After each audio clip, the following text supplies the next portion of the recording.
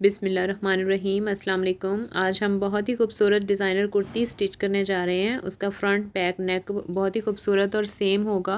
4 fold कपड़ा है ये, जिसकी लेंथ 34 है, जबकि शर्ट की लेंथ हमें 36 या 37 चाहिए। और इसके ऊपर ये वाला कपड़ा हम ऊपर लगाएंगे नेक वाली साइड पर। फ्रंट और बैक दोनों नेक हम सेम बनाएंगे और इस कपड़े को हम थोड़ा सा ऊपर बढ़ाकर अपनी शर्ट की लेंथ जो है वो इस कपड़े के ज़रिए पूरी करेंगे। इस कपड़े को हमने बंद वाली साइडें दोनों उसकी दूसरी साइड पर हैं और खुली साइडें दोनों मेरी तरफ हैं। 4 इंच ऊपर हमने बढ़ाकर रखा है इस कपड़े को और यहाँ से हमने इसका आर्म होल का निशान लगाया है। ऊपर से हमने 7.5 तीरा जो हमारा शोल्डर का मार्क लगा है वो 7.5 पर लगा है और नीचे आर्म होल का जो हमारा निशान है वो भी 7.5 पर हमने लगाया है। और एक लाइन ड्रा करके हम एक बॉक्स बना लेंगे और उसके बाद इसकी गोल जो थोड़ी सी राउंड शेप देकर हम इसकी शोल्डर की यहाँ से कटिंग कर लेंगे। उसके बाद हमारा जो बॉडी का साइज़ है वो मैक्सिमम 20 है, तो हमने 10 इंचज़ के ऊपर निशान लगा देना है और आगे हमने थोड़ा सा 1 इंच का मार्जिन छोड़ के कटिंग कर लेनी है। दोनों नीचे और ऊपर वाले दोनों फैब्रिक को हमने एक साथ इस तरह से शोल्डर कट कर लेना है। और अपना जो बॉडी मार्क है हमारा 10, उसके हिसाब से 1 इंच आगे बढ़ाकर हमने उसकी कटिंग करनी है। अब हमने इस ऊपर वाले प्लेन फैब्रिक की कटिंग करनी है। हमने इसको वी शेप में इस शर्ट के ऊपर डिज़ाइन करना है, तो उसके लिए हमने 1 इंच का मार्जिन रख के इस कपड़े को ऊपर की तरफ कर देना है। और उसके बाद हमने अपना जो एक वी के लिए निशान बनाया हुआ था उसी वी के ऊपर हमने कट कर देना है। यानी कि 1 इंच हमने जो एक्चुअल नाप लिया था उससे 1 इंच हम ऊपर जब बढ़ाएंगे तो दोनों कपड़ों का आधा आधा इंच जो है वो सिलाई में चला जाएगा और ये वापस वहीं पर एडजस्ट हो जाएगा नाप जहाँ पर हमने कट किया था शोल्डर। अब इसके ऊपर ये हम इस तरह रखेंगे ना, तो आधा इंच नीचे वाले कपड़े का और आधा इंच ऊपर वाले कपड़े का मार्जिन सिलाई के अंदर चला जाएगा।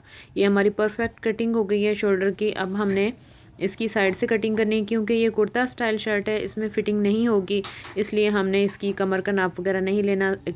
बस डायरेक्ट हमने जहाँ तक अपना चाक खुला रखना है वहाँ पर एक, यानी कि 14 इंच पर मैंने 14 इंच तक खुला रखना है, तो 14 इंच पर मैंने एक मार्क जो है वो करना है और ये सीधा इसको कट कर लेना है। यहाँ से 14 इंच तक मैंने फ़िटिंग देनी है और यहाँ पर छोटा सा एक गुटका यानी कट लगा लेंगे। ये हमारी निशानी होगी कि हमने यहाँ तक बंद करना है। उसके बाद इस शर्ट का हम ये जो नीचे से बंद है दोनों कपड़े, इनको खोलकर इसके घेर इसका सीधा हो जाएगा। और हमने इस शर्ट को गोल घेरे वाली शर्ट बनाना है। उसकी कटिंग और स्टिचिंग मैं आपको एक अलग वीडियो में दिखाऊँगी।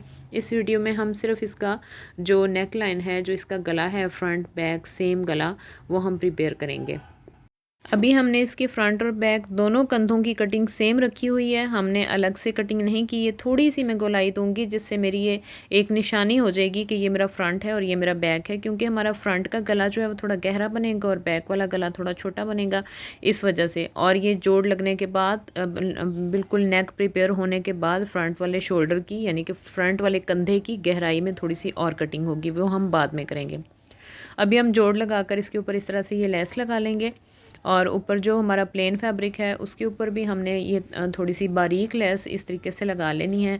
3 या 4 पट्टियाँ जितनी भी अच्छी लगेंगी उतनी हम इसके ऊपर लगाकर फ्रंट और बैक दोनों साइडों पर हमने ये इस तरीके से इसकी डिज़ाइनिंग कर देनी है। और उसके बाद इसका जो गला है वो खूबसूरत, बहुत ज़्यादा खूबसूरत बनेगा, क्योंकि इसका गला हमने बेस स्टाइल में छोटा सा ड्रॉप वाला होल बनाकर बना देना है।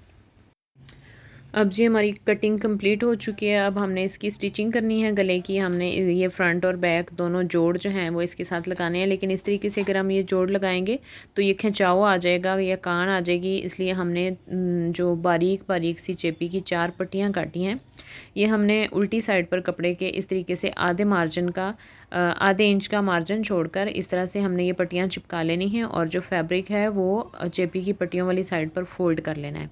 ये हमारा हो चुका है, हमने चिपका ली हैं पट्टियाँ।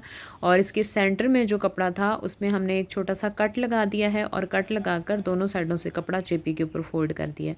अब हमने इस चेपी वाले कपड़े को प्लेन कपड़े के ऊपर रखते जाना है और स्टिच करते जाना है। जो दरमियान वाला हमारा जो क्रीज़ होगी इसका बहुत ख्याल करना है। हमने प्लेन कपड़े की क्रीज़ हमारी शर्ट की क्रीज़ के बिल्कुल साथ मैच होनी चाहिए और हमारा इसमें कोई किसी किस्म का खिंचाव या झोल नहीं आना चाहिए। ये हमारे जो जोड़ हैं वो लग गए हैं और इन जोड़ों के ऊपर हमने इसी तरह जोड़ के ऊपर ऊपर रखकर ये ब्लैक जो चौड़ी लेस है ये हमने प्रिंटेड साइड वाले कपड़े की तरफ बढ़ाकर लगानी है, प्लेन पर नहीं लगानी।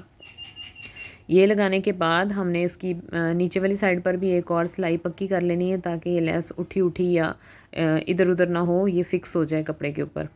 दोनों सिलाइयाँ हमारी लग गई। अब हमने बारीक लेस को इसके ऊपर इस तरह से रखना है।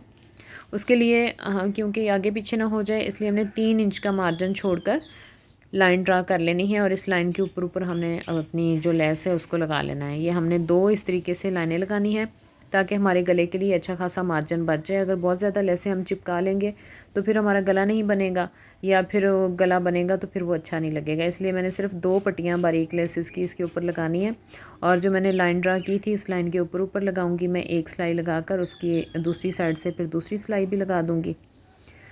इसी तरह दूसरी लाइन के ऊपर भी मैंने लेस लगा लेनी है। दोनों लेसें जब एक साइड से लग जाएंगी तो फिर इनकी नीचे वाली साइड पर भी एक और मैं सिलाई लगाकर इनको अच्छे तरीके से फ़िक्स कर लूँगी कपड़े के ऊपर।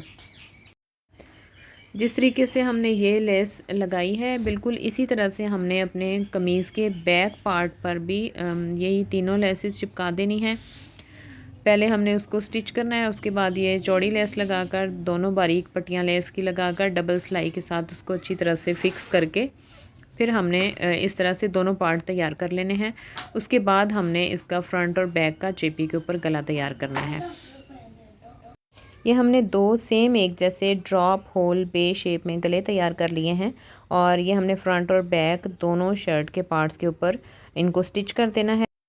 हमारी ये सिलाई चेपी के बिल्कुल साथ साथ आनी चाहिए, चेपी के ऊपर भी नहीं जानी चाहिए और चेपी से दूर भी नहीं जानी चाहिए, वरना हमारे गले की शेप ख़राब हो जाएगी। तो बड़ी एहतियात के साथ हमने इसको बड़े आराम आराम से सारे गले को इस तरह से लगा लेना है, फ्रंट वाले को भी और बैक वाले को भी। उसके बाद हमने इसके दरमियान वाले एक्स्ट्रा कपड़े को कट कर देना है और जो हमारे ड्रॉप शेप बनी हुई है इसके अंदर का जो फालतू फैब्रिक है उसको भी हमने कट कर देना है और इसके अंदर छोटे छोटे कट लगा लेने हैं कैंची के साथ। और बाकी गले की गोलाई में भी हमने इस तरह से कट लगा लेने हैं या गुटके जिसको आप कहते हैं। उसके बाद हमने इसको पलटा कर तुरपाई कर ली है। ये हमारे गले जो हैं ये तैयार हो गए हैं दोनों। और अब हमने शोल्डर की सिलाई लगाकर इसके तीरे को आपस में जोड़ लेना है और इस तरह से हमारा जो गला है वो बनकर रेडी हो गया है। गले की अगर तुरपाई आप बाद में करना चाहते हैं तो बाद में कर दें, अगर आप पहले करना चाहते हैं तो पहले कर लें। मैंने इसकी तुरपाई बाद में की थी, यहाँ पर इसकी तुरपाई हो चुकी है। अब हमने ब्लैक मोती की मदद से इन दोनों ड्रॉप होल्स को आपस में फ़िक्स कर देना है एक दूसरे के साथ। और ये हमारे नेक लाइन के ऊपर ये मोती लग गया है। हमारा नेक लाइन बिल्कुल रेडी हो चुका है, बहुत नीट और बहुत ही खूबसूरत नेक लाइन तैयार हो चुका है। हमारा front back same neck line है ये।